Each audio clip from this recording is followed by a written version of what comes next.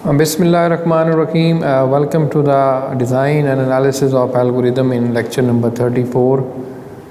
Last lecture में हमने minimum spanning tree के हवाले से क्रुस्कॉल्स एल्गोरिदम हमने स्टडी किया था और उसके अंदर हमने उसकी बेसिक डेफिनेशन, बेसिक प्रोसीजर और उस एल्गोरिदम को सूडो कोड फॉर्म में सबसे पहले देखा था और फिर फाइनली हमने उसकी एल्गोरिदम को यूज़ करके हमने एक ग्राफिकल प्रॉब्लम सॉल्व की थी और एक जिसको हम एग्जांपल्स कह रहे हैं, उस एग्जांपल को हमने सॉल्व किया और उसके तमाम जो स्टेप्स थे एल्गोरिदम के वो हमने वन बाय वन उस पर अप्लाई किए तो फाइनली हमारे पास MST जो है वो बन गया। लास्ट में फिर हमने उसका एनालिसिस भी किया था और उस हवाले से हमने जो टाइम कॉम्प्लेक्सिटी निकली थी उसको हमने कंसीडर किया था। आज हम मिनिमम स्पैनिंग ट्री के हवाले से जो हमारा दूसरा एल्गोरिदम है जो प्रिम्स एल्गोरिदम कहलाता है उसको हम अब डिटेल से स्टडी करेंगे और अगेन जो है उसका प्रोसीजर और फाइनली हम उसकी एक एग्जांपल जो है वो कवर करेंगे। Prim's algorithm build the MST by adding leaves one at the time to current tree, यानी बेसिकली इसमें उस तरह के सेट्स तो नहीं बनते जो हमने कहा था कि फॉरेस्ट वगैरह बनता है यानी क्रुस्कॉल्स एल्गोरिदम में। वो फॉरेस्ट क्या होता है, वो फॉरेस्ट हमारा बेसिकली एक फॉरेस्ट ऊपर बना था, एक नीचे, फिर आखिर में उनको हमने यूनियन कर दिया था। ये सारी चीज़ें जो है वो हमने लास्ट लेक्चर में देखी थी। लेकिन प्रिम्स एल्गोरिदम के केस में फॉरेस्ट नहीं बनता बल्कि एक ही सेट बनेगा और उसी में जो हम वर्टिक्स शामिल करते जाएंगे MST में वो शामिल होती जाएगी। वो start a root vertex R, it can be the any vertex. हम रूट वर्टिक्स से स्टार्ट करते हैं। क्रुस्कॉल्स के केस में हम लाइट्स जो सबसे एज होता है वहाँ से स्टार्ट करते थे, या हमारी मर्ज़ी है हम किसी भी वर्टिक्स से स्टार्ट कर सकते हैं, वही हमारी रूट वर्टिक्स होगी। At any time the subset of edge form in a single tree, जैसे मैंने कहा है कि इसमें फॉरेस्ट वगैरह नहीं बनता बल्कि एक ही ट्री बनता है। We will also need to know the vertex are S and which are not, कि भाई S के अंदर अब कौन सी वर्टिक्स शामिल होगी या नहीं होगी। That to do this we will assign a colour to each vertex. इस काम के लिए हम उनको एक कलर असाइन करते हैं और फिर उन कलर्स की बिहाफ पे ये फ़ैसला होगा। If the colour of the vertex is black than it is in the S, otherwise not, यानी अगर उसका कलर ब्लैक या कोई ब्लू कलर आप ले लें, एग्जाम्पल में हम ब्लू कलर इस्तेमाल करेंगे, तो जिनका वर्टिक्स का कलर जो है वो ब्लू या ब्लैक हो चुका है वो फिर मतलब हमारी विज़िट हो चुकी हैं, वो हिस्सा होंगी हमारी MST का, बाकी अदरवाइज़ नहीं होंगी। अब डायरेक्ट हम इसके सूडो कोड की तरफ चलते हैं। इसमें प्रायोरिटी क्यू का इस्तेमाल हो रहा है। प्रायोरिटी क्यू आप जानते हैं कि वो क्या होती है, आपने डाटा स्ट्रक्चर में पढ़ा होगा। इस कोर्स में भी हमने थोड़ा सा तस्करा पीछे हीप में और प्रायोरिटी क्यू सॉल्टिंग में किया था, लेकिन पहले आप जानते हैं प्रायोरिटी क्यू। अगर आप नहीं जानते तो अपना उस लेक्चर को या अपनी बुक के अंदर उसको देख लें, ताकि क्योंकि इसमें प्रायोरिटी क्यू का इस्तेमाल हो रहा है। होती तो वो क्यू है लेकिन उसमें हम प्रायोरिटीज़ की बिहाफ पे बेसिकली इंसर्ट और डिलीट करते हैं क्यू के अंदर। हम प्रिम्स का एक फंक्शन है जिसको हम ग्राफ दे रहे हैं, उसका वेट है और बता रहे हैं कि रूट वर्टिक्स हमारी ये R होगी। अब हम यहाँ पे पहला लूप लगा रहे हैं for each U in V, यानी हर वर्टिक्स को लो V में से, और अब हम करेंगे ये कि तमाम वर्टिक्स की जो है वो हम सेट करेंगे। की बेसिकली उस वर्टिक्स का लेबल होगा। शुरू में उन तमाम कीज़ को हम इन्फिनिटी पे सेट कर रहे हैं, यानी हम सारी जो उसमें वर्टिक्स होंगी उनको हम उनकी की को इन्फिनिटी पे सेट कर देंगे। ये लूप उनकी सारी जो वर्टिक्स जितनी भी होंगी वो सारी इन्फिनिटी हो जाएंगी। और प्रायोरिटी क्यू के अंदर हम इंसर्ट कर देंगे U, की ऑफ U, यानी एक तो उस वर्टिक्स को और उसकी की को तो हम शामिल कर देंगे। उसके बाद हम कह रहे हैं कि अगर तो इस वर्टिक्स का कलर वाइट है तो फिर क्या करो इसकी जो रूट वर्टिक्स है उसको ज़ीरो असाइन कर दो, यानी इसकी की जो है वो तो ज़ीरो ही बनेगी ना, और इसका जो प्रीडिसेसर है उसको नील सेट कर दो। ये प्रीडिसेसर वाली जो स्टोरी है वो वही है जो हम DFS में देखते आए हैं। उसके बाद PQ डॉट डिक्रीज़ की, अब ये एक एडजस्टमेंट हो रही है, यानी उस प्रायोरिटी Q की प्रायोरिटी के बिहाफ पे कि हम उसकी प्रायोरिटी को डिक्रीज़ कर देंगे और उसमें R पास कर देंगे और की ऑफ R पास कर देंगे, क्योंकि उसकी प्रायोरिटी अब कम हो जाएगी क्योंकि वो तो मार्क हो चुका है या वो तो हमारी रूट वर्टेक्स है। उसके बाद हम दोबारा वाइल लूप लगा रहे हैं और इसमें हम P dot Q not empty कह रहे हैं कि जब तक आपकी प्रायोरिटी Q एम्प्टी नहीं होती तो क्या करो, उसकी जो प्रायोरिटी Q है उनमें जो मिनिमम, यानी प्रायोरिटी Q में जो तमाम वैल्यूज़ पड़ी हुई हैं उनमें से जो मिनिमम है वो लो और U को असाइन कर दो।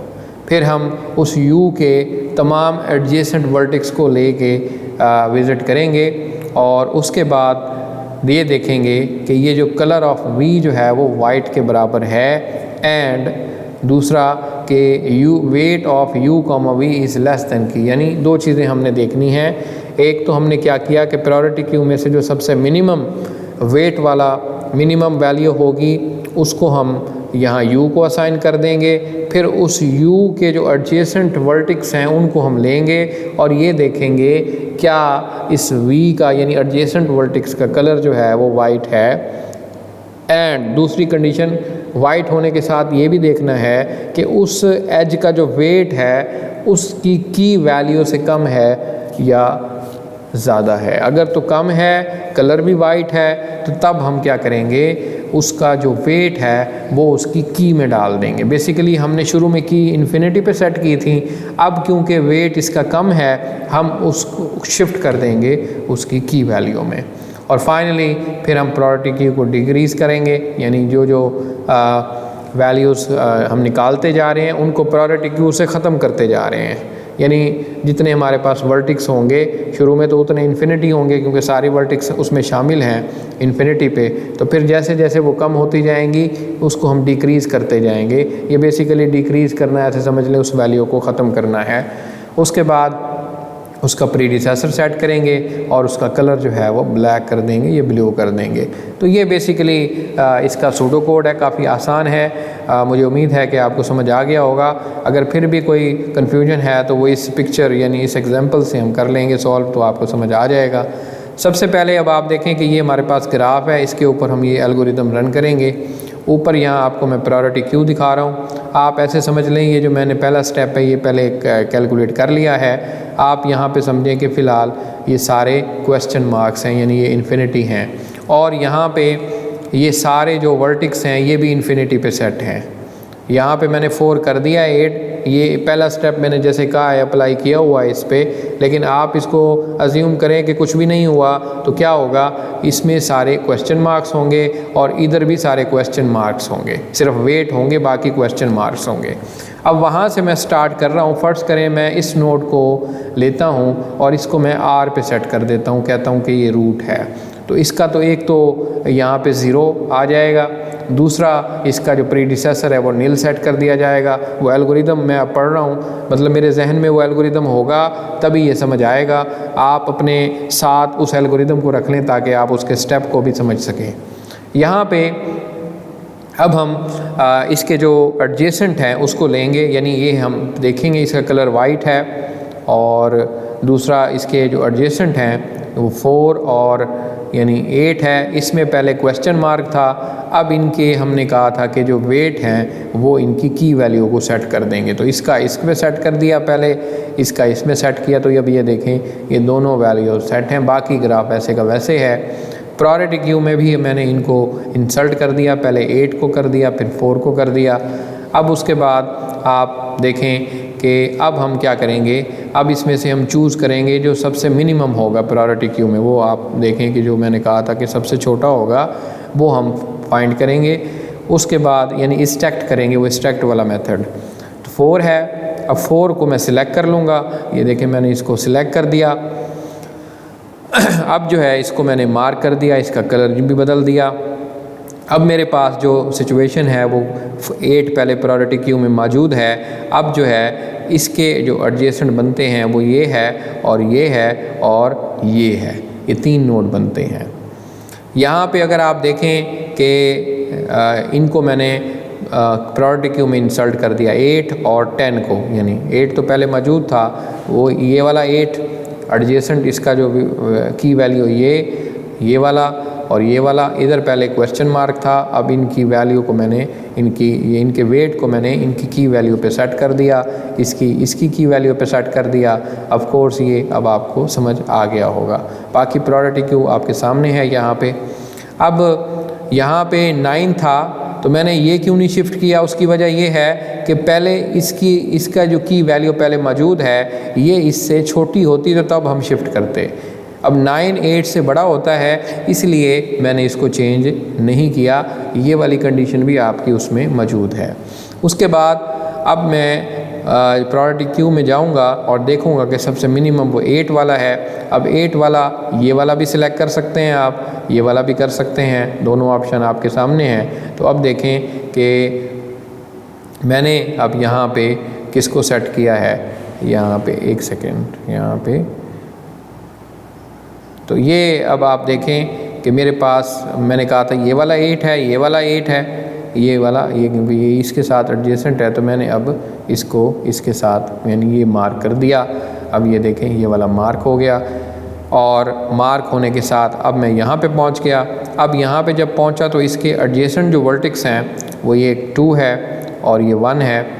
अब यहाँ पहले इन्फिनिटी था या क्वेश्चन मार्क था, एक तो ये हुआ कि इनके वेट जो है वो इसमें शिफ्ट हो गए, इसका वेट इसमें शिफ्ट हो गया और ये एडजेसेंट इसका है, ये तो पहले ही विज़िट हो चुका है, इसका कलर जो है वो पहले से ब्लैक या ब्लू है तो ये तो अब नहीं होगा।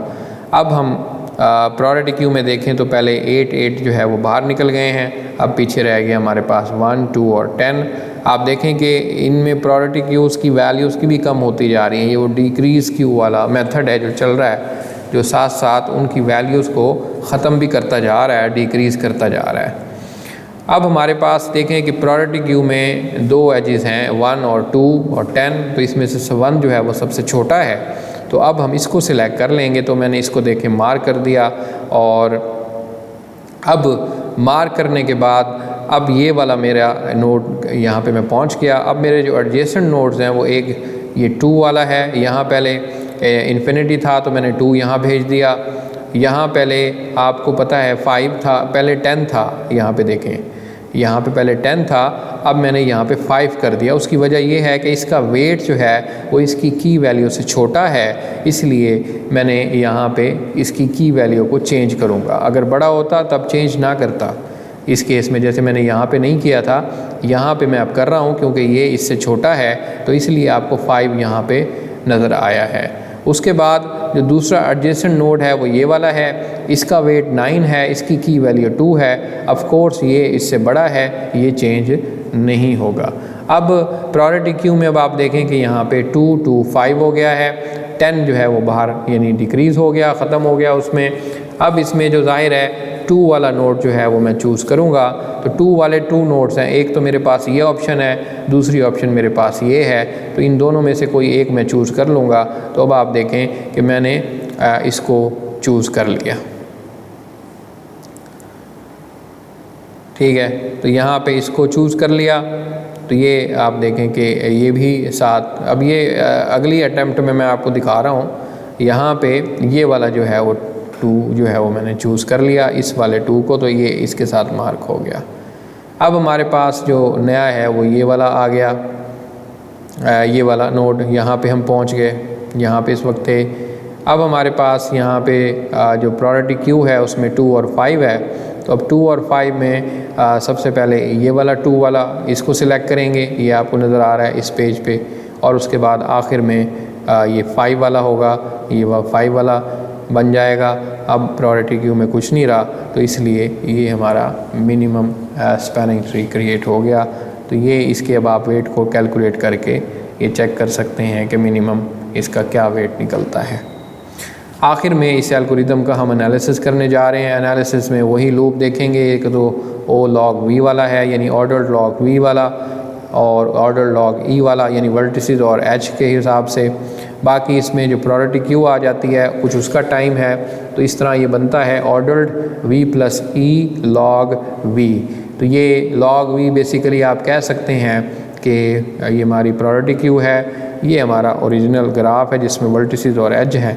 तो इस तरह इसका जो ओवरऑल टाइम बनता है वो ऑर्डर्ड ई लॉग वी ही बनता है, क्योंकि इसमें जो डोमिनेटिंग टर्म है वो यही है, तो इसलिए मैं इसको यूज़ करूँगा। लॉग वी वाली जो है वो आप देखें कि इसमें लॉग वी प्लस ई और लॉग वी वाली जो है इसमें से तो आपको ई मिलेगा, और यहाँ लॉग वी हमारी ये डोमिनेटिंग टर्म है, तो ये टोटल बन जाएगा ई लॉग वी। इसका एल्गोरिदम है जो कि क्रूस्कॉल्स एल्गोरिदम से सेम टाइम है इसका, यानी टाइम के लिहाज से दोनों एक जैसे एल्गोरिदम हैं। बाकी टेक्निकलिटी और रिसोर्सेज का थोड़ा सा फ़र्क है। इसमें ज़ाहिर है प्रायोरिटी क्यू का इस्तेमाल हो रहा है, उसमें हम प्रायोरिटी क्यू इस्तेमाल नहीं करते। तो आज के इस लेक्चर में हमने प्रिम्स एल्गोरिदम को डिटेल से देख लिया, उसका सूडो कोड, उसकी तमाम एग्जाम्पल लेके उसके ऊपर हमने अप्लाई किया। मुझे उम्मीद है ये एल्गोरिदम आपको समझ आ गया होगा। तो आज का लेक्चर का इख्तिताम करते हैं। अगले लेक्चर तक के लिए खुदा हाफिज़।